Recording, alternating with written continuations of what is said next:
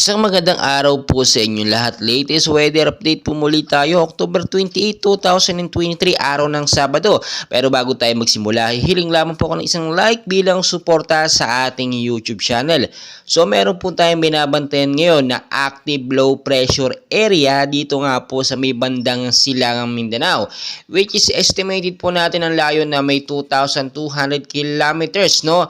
At makikita nyo, nasa 35 to 30 kilometers ang lakas ng kanyang hangin. And as of now, wala pa naman po itong malakas or direktang epekto sa ating bansang Pilipinas. Pero hindi po natin inaalis yung mga posibilidad na itong active low pressure area na ito ay maging isang ganap na bagyo nga po within 24 to 48 hours. At sa loob lang din po ng ilang mga oras ay posible po itong makapasok, no, direkta sa ating Philippine Area of Responsibility. And as of now, wala namang sama ng panahon sa loob ng PAR at ang nagbibigay sa atin ng pag-uulan madalas tuwing hapon at inaabot po ito hanggang sa gabi ay ang tinatawag po natin na Northeast Monsoon na siyang nakakaapekto nga po sa ilang bahagi nga po ng Luzon, Visayas at Mindanao. Samahan pa nga po natin yan ng shear line. Makikita nyo naman, direkta din tumama ito, no, dito nga po sa may bandang Luzon area, South at North Luzon. Siya din po ay nagbibigay ng pag-ulan madalas tuwing hapon at sa gabi. Malamig po ang ulan na yan na may kasamang hangin.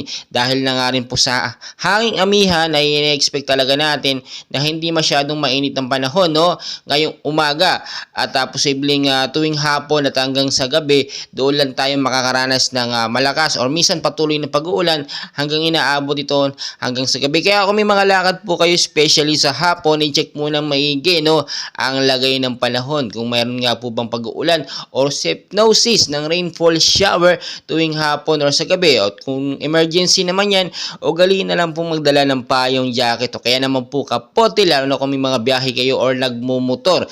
So maging I'm ready po tayo sa bawat posibilidad tulad po nito, no, patapos na ang buwan ng Oktubre pero meron pa tayong namataan na posibleng maging isang bagyo or active low pressure area sa may bandang Silangang Mindanao. Dahil tulad po ng aking sinasabi, never and ever po natin mapepedrick ang galaw po ng panahon ng bagyo. Pabago-bago po yan, no, hindi po natin malalaman. So mas magandang maging ready tayo sa bawat posibilidad at lalo na ngayon, no, tamang panahon or perfect timing para linisin yung mga esteryo, yung mga kanal na maraming basura dahil in case magkaroon ng mga pag-uulan, hindi tayo pagmumulan or magkakaroon ng pagbabaha. Maging ready po tayo sa bawat posibilidad at talagang bantayan natin ang lagay ng panahon. So patuloy ko po kayong i-update and please wag niyo pong kakalimutan mag-like and subscribe for more weather updates. Maraming salamat po sa inyong lahat.